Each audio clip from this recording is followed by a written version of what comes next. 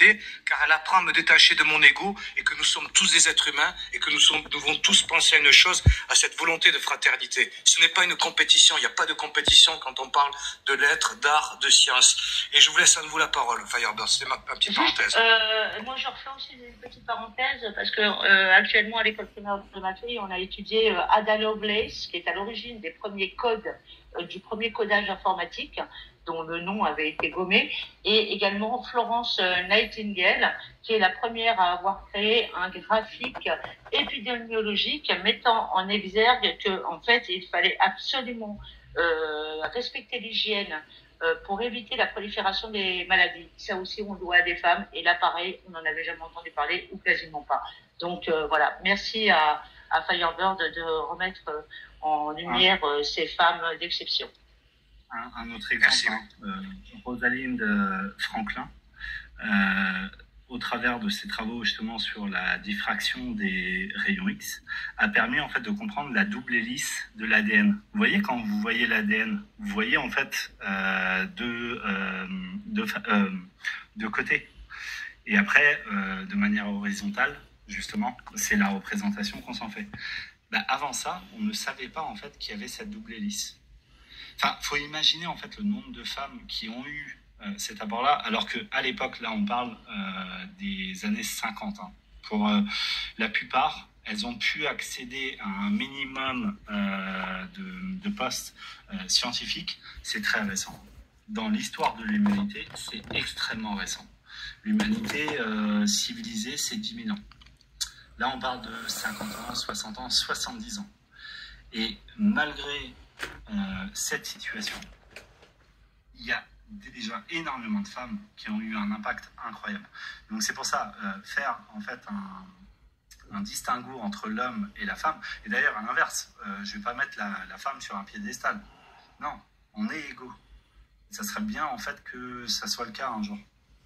De manière en fait homogène sur la Terre entière. Malheureusement, ça n'est pas le cas. Et en fait, il y a a priori une problématique, c'est qu'on a donné les clés à la religion pendant des milliers d'années. On a vu le résultat. On a donné les clés en fait à un minimum en fait de démocratie, un minimum d'égalité entre les humains, etc. On a pour reprendre en fait la Déclaration des droits de l'homme de 48. Ce type de texte, qui est sorti il n'y a pas si longtemps, a déjà permis énormément d'avancées. Ça a permis le traité justement pour l'enfance en 89. Pour les femmes, c'était un peu plus tôt. Voilà, ça a permis des avancées qu'on n'a jamais connues dans l'histoire de l'humanité. Et les religions ont eu les clés pendant tant de temps. Maintenant, les gars, on est là. Hein. Pardon pour le tutoiement de fin.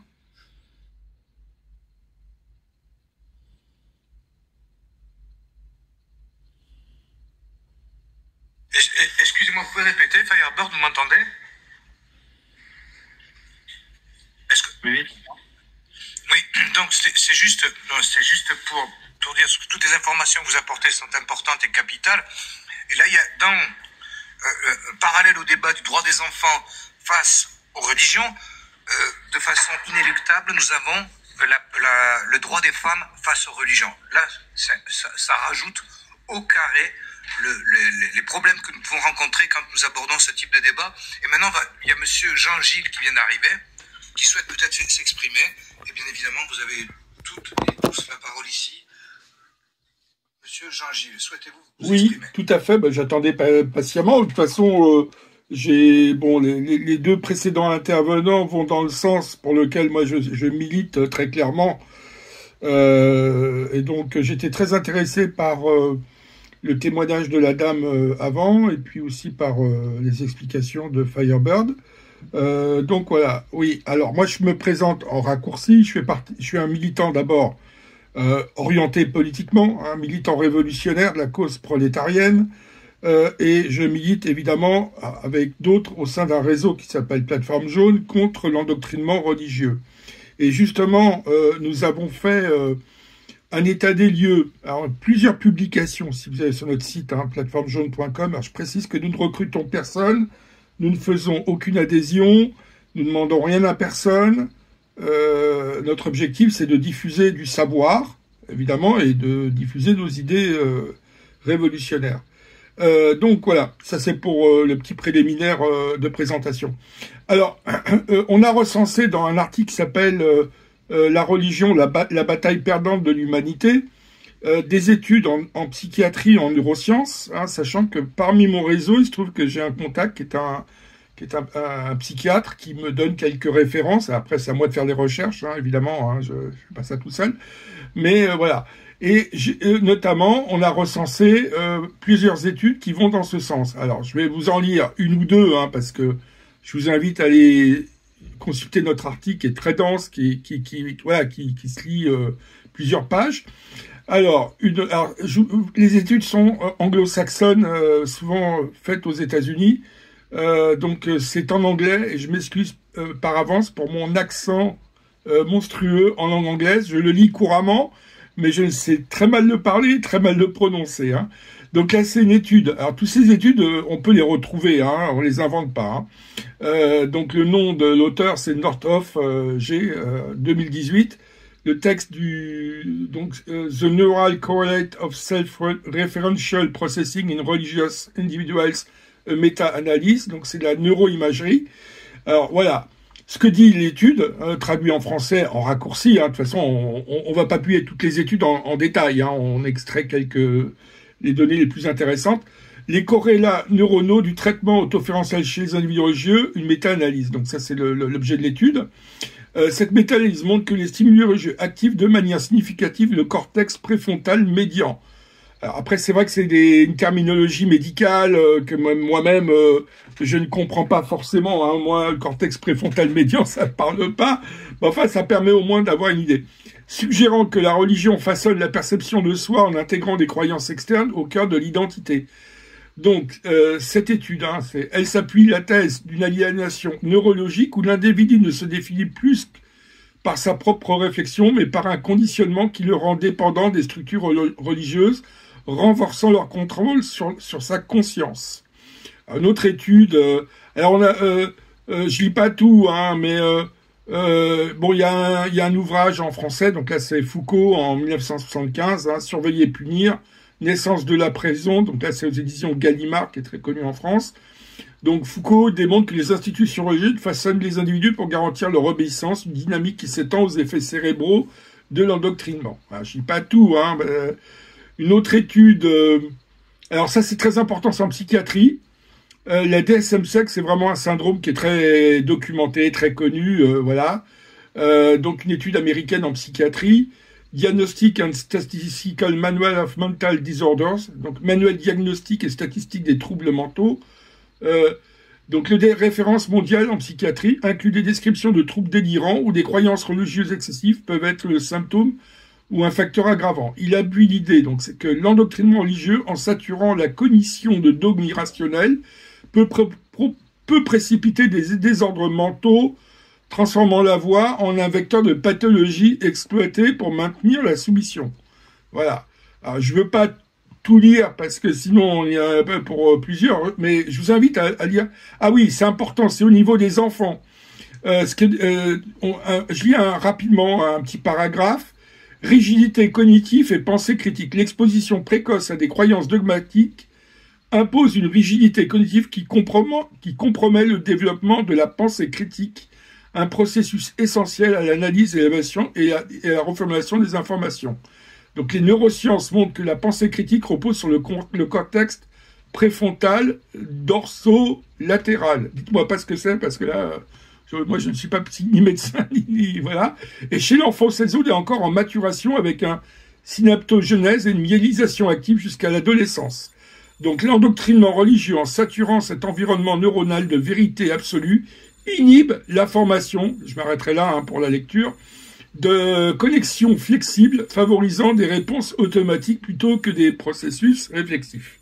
Voilà, alors on cite les références, hein, vous verrez c'est très documenté. Vous pouvez rappeler le nom de votre site, s'il vous plaît? Oui, c'est plateformejaune.com. Alors vous verrez, bon, c'est un site artisanal, hein. Moi si vous voulez, Peu importe, c'est l'accès aux études, enfin Oui, oui. Après, voilà, on s'appuie sur un réseau de militants ou de sympathisants qui nous aident aussi. Hein. Moi, j'ai aucune formation en médecine et en psychiatrie. Hein. J'ai parlé de la neuroscience. J'aimerais aussi, parce que nous avons des propositions, parce qu'on fait un état des lieux. Sur l'état des lieux, on est d'accord, mais j'aimerais avoir la possibilité éventuellement de vous faire part de nos propositions pour justement combattre l'endoctrinement religieux et notamment protéger l'enfance. Voilà. Le débat, après je vous laisse Madame Débat répondre. Juste une chose, là vous êtes en train d'apporter l'argument majeur qui consiste à dire qu'avant d'aller en Conseil d'État en accusant la malveillance des religions vis-à-vis des enfants, il y a des arguments de poids. La science, elle est là. Et on rentre là dans un débat où la République du général de Gaulle de 1958 a des espaces, il manque des passages où nous manquons d'outils. Le législateur va devoir prendre position et c'est un débat qui est extrêmement houleux, où on est sur le fil du rasoir, où le clientélisme, où la récupération politico-politicienne au travers des conflits que nous avons à travers le monde, dont le dénominateur commun reste aussi, est très présent, des croyances et des dogmes. Et là, je vous laisse la parole, Madame Débat. Non, c'était juste pour dire que c'est très très très important, justement, il faut absolument qu'on s'appuie sur ces études, parce qu'effectivement, le cerveau réagit surtout à l'amour et à la peur, et que si on est construit dans la peur de l'enfer, dans la peur de mal faire, comment dire, d'aller à l'encontre d'un Dieu qui est omnipotent, omniprésent, etc., effectivement, on va se construire de manière chaotique, en fait, hein, et voire ne pas être même dans l'incapacité même de se construire, et je dis ça en particulier lorsqu'on est une femme, puisque les femmes sont particulièrement diminuées dans les dogmes. Donc, merci à vous, Jean, pour toutes ces informations. J'ai noté, j'ai fait une capture d'écran, vous voyez, j'ai noté en commentaire, et j'ai fait une capture d'écran, et j'irai voir votre site, bien évidemment, pour prendre des informations. En tout cas, je vous remercie pour cet apport de sources, parce que on en a besoin. On en a vraiment besoin. Voilà. L'endoctrinement me semble grandissant. Alors, je ne sais pas si vous avez des données là-dessus. J'essaie d'en trouver, perso. Mais j'ai en tout cas ce sentiment-là. J'ai l'impression que depuis 10-15 ans, c'est grandissant et galopant même. Je dirais même galopant. Voilà. Je sais pas si vous avez... Je peux donner un exemple où la justice a tranché vis-à-vis des témoins de Jéhovah liés à la transfusion du sang pour les enfants. Et en fait, la justice a tranché. Il y a une jurisprudence qui date de 2008 de tête. Je l'ai mais sur l'ordi, donc je pourrais donner les sources. J'irai la chercher. Il y a une jurisprudence et en fait, la jurisprudence, elle indique que du fait de vivre dans un mouvement sectaire religieux, empêche en fait le consentement éclairé. Pourquoi ? Il s'appuie justement sur ces études, sur le fait que face à la peur, et on parlait, en fait, de ce que j'ai compris, on parlait de l'amygdale. On en parlait avec Valou dans les messages. C'est la raison pour c'est un historique en fait de l'évolution humaine. Qui fait que, en fait, on a encore ces instincts où on réagit des fois de manière irrationnelle face à des obstacles qui ne sont pas insurmontables, en réalité. Mais voilà, pour résumer, c'est un peu ça. Et en fait, du coup, la loi a acté, et peut-être ça peut être intéressant pour Jean Gillot, parce qu'il y a une jurisprudence où, en fait, les médecins peuvent outrepasser la fameuse carte. Pour ceux qui ne savent pas, les témoins de Jéhovah, les enfants ont une petite carte sur eux en permanence qui indique qu'ils refusent la transfusion du sang, quitte à disparaître. Et il a fallu justement qu'il y ait un procès, donc une jurisprudence in fine, et ils se sont appuyés justement sur le fait que vivant dans un écosystème qui laissait peu de place en fait à l'éveil, du coup, forcément, il n'y a pas de consentement éclairé. Donc, on ne peut pas prendre en compte, en fait, la demande, l'injonction de la personne d'un point de vue médical. Parce que son consentement n'est pas éclairé. En fait, je voulais faire part des propositions que nous mettons en avant, et puis après, je vais fermer mon micro parce que je ne vais pas monopoliser. Alors déjà, pour dire aux personnes, on a fait publication, donc si la dame veut aller voir l'article, il suffit de cliquer sur le bouton qui s'appelle religion, la bataille perdante de l'humanité, et elle scrolle, elle va jusqu'en bas du site pour voir l'article. Et puis on a fait un autre, 2 articles qui concernent la remise en cause, mais là je vais pas développer parce que je vais pas être trop long, sur la thèse mythiste, excusez-moi si je prononce mal, mythiste, pardon, de Jésus. C'est-à-dire que on a restitué des travaux des plus grands historiens, les plus renommés, qui travaillent sur la Bible, les évangiles, et enfin j'en passe, et des meilleurs, comme Robert P. Price, qui remettent en cause même l'existence de ce personnage mythique qu'est ce fameux Jésus, hein, parce qu'en France c'est vraiment le voilà. Donc ce Jésus en raccourci n'a jamais existé, hein, là, ça à part dans les cerveaux, voilà. Sinon, nous on fait concrètement des propositions très claires. Évidemment, il faut lutter contre, on milite pour une laïcité vraiment active et militante. C'est-à-dire concrètement protéger l'enfance, soutenir toutes les mesures qui interdisent dans les écoles l'enseignement et même l'infiltration, voilà, de prosélytisme religieux quel qu'elle soit, y compris au travers d'accoutrements ou au travers, je sais pas moi, voilà. Donc ça c'est très clair. L'école doit être, moi je le dis avec des mots simples, hein, de militants, vraiment un lieu neutre, voilà. Et évidemment, nous on espère on va enseigner plutôt Voltaire, Diderot, et puis d'autres auteurs critiques des religions. Voilà. Et puis aussi, on pense qu'il faut ouvrir, ça c'est dans notre proposition qu'on formule dans l'article que j'ai cité tout à l'heure, c'est d'ouvrir des centres multidisciplinaires avec principalement du personnel soignant, c'est-à-dire psychiatres, psychologues, médecins, pour accueillir les personnes qui ont été endoctrinées de force dès l'enfance envers la religion. Je pense que il faut encourager, alors il ne s'agit pas évidemment de l'imposer d'une façon autoritaire, mais de le proposer à toutes les personnes qui en ressentent le besoin, y compris même des personnes qui ont apostasié, mais qui ont subi quand même un acte de maltraitance psychologique, une agression psychologique, l'enseignement de la religion de force par leurs parents, par leur famille, etc. Donc ça, c'est quand même, pour moi, je pense qu'il faut aller plus loin.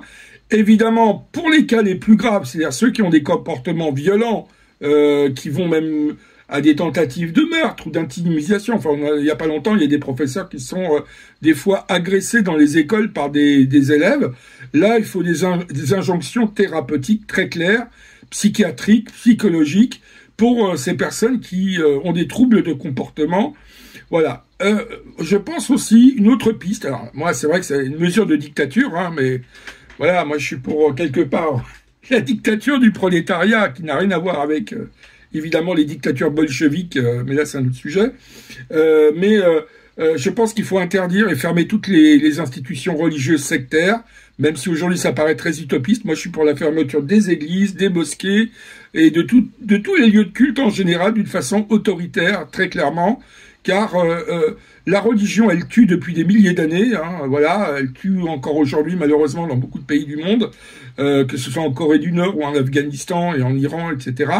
Mais bon, on va commencer peut-être par la France, et donc, y compris en France, on a subi quand même des agressions très graves, même des meurtres, hein. Bon, Samuel Paty, quand même... un exemple malheureusement très triste, un professeur des écoles, hein, qui s'est fait assassiner. Voilà. Excusez-moi, pendant cette manifestation, il y aura bien évidemment la mémoire, hein, il faudra penser à la mémoire de toutes ces personnes sur des victimes, qui ont été persécutées de façon violente avec le silence assourdissant d'une république qui s'est inclinée, qui s'est tout simplement inclinée, qui s'est rabaissée, et nous portons toutes et tous cette part de honte. Est-ce que vous pouvez d'ailleurs, parce que moi je n'étais pas au courant.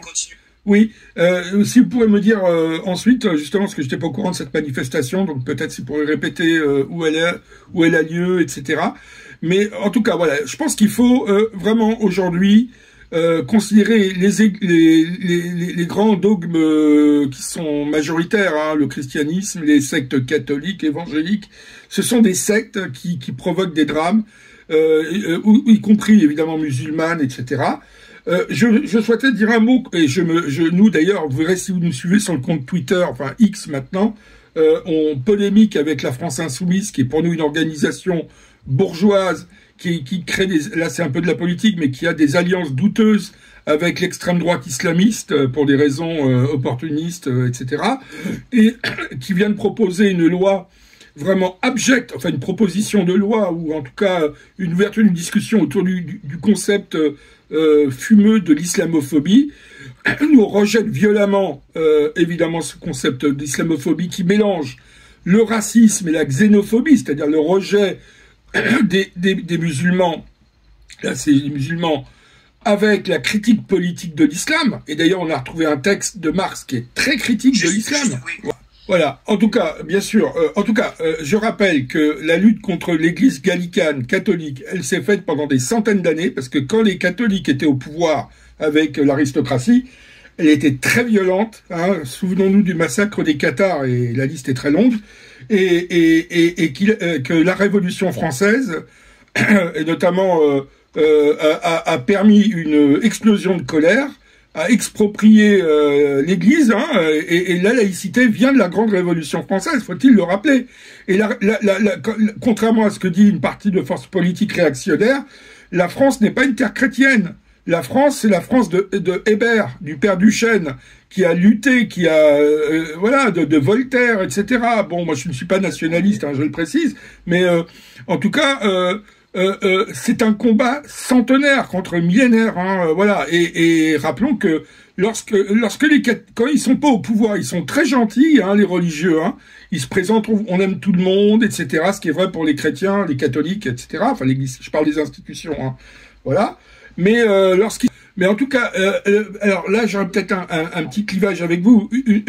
Pour moi, là, le phénomène religieux, tel que je l'observe, c'est bien sûr des dogmes, des textes, mais c'est aussi des institutions et des forces politiques.